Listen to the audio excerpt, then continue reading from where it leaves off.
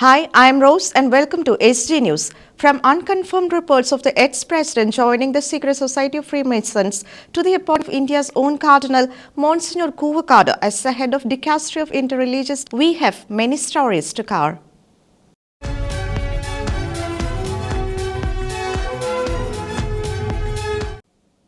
A resolution of membership published on the Freemason website on the last day of his office fuels the rumor of former President Joe Biden joining the secret society. If the reports of him joining the Masonic cult are true, Joe Biden, who is baptized in the Catholic Church, will have loads to explain about his standing within the church. Reports have emerged that Joe Biden, baptized into the Catholic Church, was conferred the title of Master Mason on January 19, 2025, the last day of his presidency. The resolution of membership for the former president was published on the website of the Conference of Grand Masters of Prince Hall Masons. The resolution states that Biden was conferred Master Mason membership with full honors in recognition of his outstanding service to the United States of America. Freemasonry formally began in 1717 with the establishment of the first Grand Lodge in London. It evolved from the guilds of stonemasons and cathedral builders in medieval Europe. This fraternal organization is characterized by its use of symbolic rituals, moral teachings, and a structured hierarchy. While Freemasonry does not adhere to any specific religious doctrine, members are typically required to believe in a supreme being, often referred to as the Grand Architect of the universe. In 1738, Pope Clement XII formally condemned Freemasonry in the papal bull In Eminenti Apostolatus Specula, citing its promotion of religious indifferentism. He stated that Catholics who join such societies incur automatic excommunication. This position was later reiterated by Pope Leo XIII in his 1884 encyclical Humanum Genus. The beliefs and practices of Freemasonry are considered fundamentally incompatible with Catholic doctrine. Joe Biden, though baptized into the Catholic Church and identifies as one, has a strained relationship with the Catholic Church. His public support for abortion rights has placed him at odds with church teachings. Several U.S. bishops have advocated denying communion to Biden due to his consistent and public support of abortion. His acceptance of membership in a Masonic lodge may further complicate his standing with the Catholic Church. According to Catholic teaching, participation in Freemasonry places a person in a state of grave sin, rendering them unfit to receive the Eucharist. It would be prudent for the former president to reflect on his actions and seek reconciliation with the Church. Dr. Ethan Haim, a doctor who exposed his hospital's illicit practice of performing gender transition surgeries on children, was cleared by Texas federal court for violating various charges of the HIPAA Act. The charges were dropped after the agreement between Trump's Department of Justice lawyers and Dr. Haim's legal team. On Friday, federal prosecutors dropped charges against Dr. Ethan Haim, a pediatric surgeon at Texas Children's Hospital who exposed an illicit program performing gender-changing surgeries on children. The Trump administration's Department of Justice dismissed the case against Haim, who was charged by the Biden administration's attorney for allegedly violating HIPAA in 2023. In May 2023, Haim revealed that his hospital continued to perform sex transitioning surgeries on children despite Texas Attorney General Ken Paxton announcing that such surgeries would be considered child abuse under state law. Haim also claimed that doctors, particularly those of Christian and Jewish faith, were threatened with expulsion for non-compliance. Following the expose, Texas Children's Hospital management filed a complaint accusing Haim of obtaining protected health information without authorization. In June 2023, the Biden DOJ indicted Haim on 4 felony charges carrying a potential 10-year prison sentence. However, on Friday, U.S. District Judge David Hittner dismissed all charges after an agreement between the U.S. attorney and Haim's lawyers. Haim celebrated the news on social media, posting a screenshot of the judge's order and commenting, "We did it, we won." The Daily Signal noted that this move, along with President Trump's pardon of 21 pro-life activists, aligns with Attorney General Pam Bondi's promise to end the weaponization of the DOJ against Christians made during her Senate confirmation hearing. Boko Haram militants unleashed a set of vicious attacks that has displaced around 4,000 Christians in Chibok in Borno State. The latest attack signifies that the persecution against Nigeria's Christian community shows no sign of abating, as over 250,000 lives were lost in various attacks since 2009. Boko Haram militants have intensified attacks on Christian communities in Chibok, Borno State, displacing over 4,000 Christians in recent days. The militants have targeted the Christian villages of Nila, Banzir, Sikarkir, and Yermimug in a series of coordinated raids. Many homes have been burned down, churches destroyed, and numerous Christians brutally murdered in these attacks. At least 20 fishermen were killed in Borno after Boko Haram insurgents opened fire on fishermen working at sea.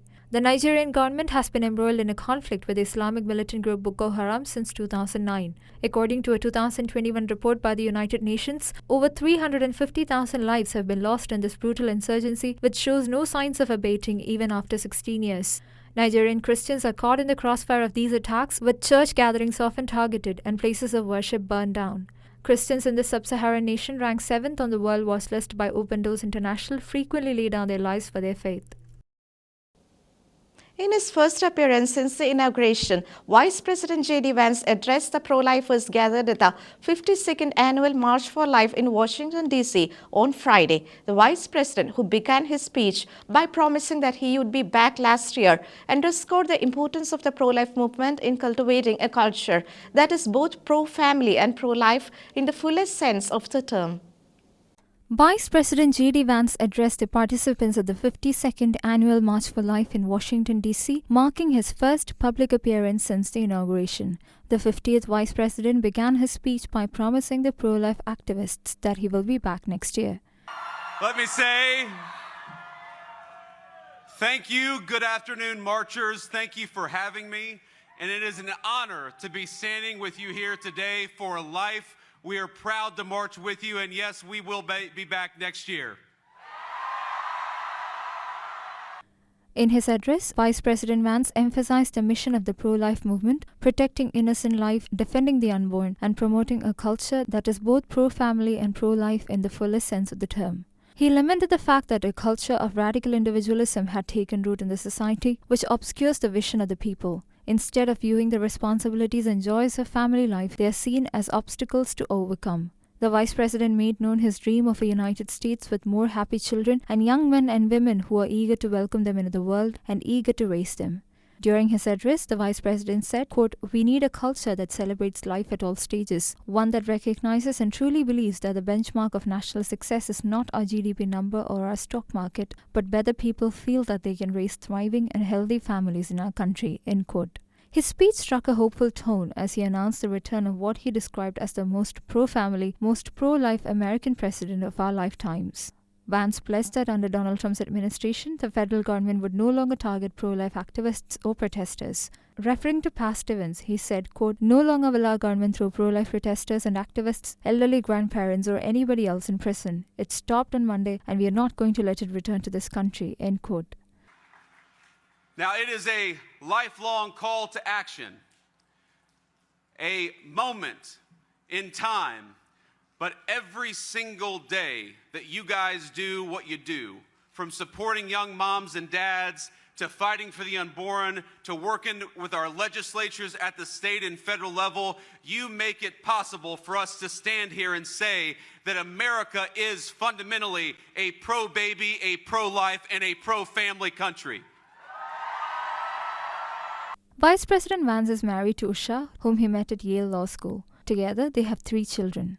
President Donald Trump also addressed the marchers in a video message. He expressed pride in being the first president to join the March for Life in person, having participated in 2020. Trump promised to continue standing for families and life during his second term and expressed his intention to offer assistance to new mothers and young families, as well as support for adoption and foster care. Additionally, President Trump vowed that a reformed Department of Justice would investigate attacks on churches and crisis pregnancy centers, bringing the perpetrators to justice. He closed his address by lauding the mission of pro-life activists to forge a society that welcomes and protects every child as a beautiful gift from the hand of our Creator. After receiving Red Beretta in December's consistory, Pope Francis appoints Cardinal George Kuvakada to lead the important dicastery for religious dialogue. Monsignor Kuvakada, a distinguished name in Vatican diplomatic service serving for 14 years, is entrusted by the Pope to foster a healthy relationship between the Church and the other religions. On Friday, Pope Francis appointed his travel companion and newly ordained Cardinal George Jacob Kuvakada to lead the dicastery for interreligious dialogue. Monsignor Kuvakada will replace Cardinal Miguel Ayuso Guixot, who passed away last year while serving as the head of the dicastery. Monsignor Kuvakada, who hails from the southern Indian state of Kerala, was elevated to the rank of Cardinal when he received the Red Beretta from Pope Francis during December's consistory. A stalwart in the Vatican diplomatic service for 14 years, Cardinal Cuvacaro played a key role in organizing several of Pope Francis's religious dialogue-focused trips, including visit to Arab countries between 2021 and 2022. Affectionately referred to as the smiling dictator by the Pope himself, the 51-year-old cardinal is well known within Vatican circles for his meticulous and effortless organization of the Pope's travel schedules. Interreligious dialogue has been a top priority of Pope Francis's pontificate, and the appointment of his close confidant to lead the dicastery for interreligious dialogue underscores the Pope's growing commitment to fostering healthy relationships between the Vatican and other regions. That's all for today. Until we meet again, God bless and thank you.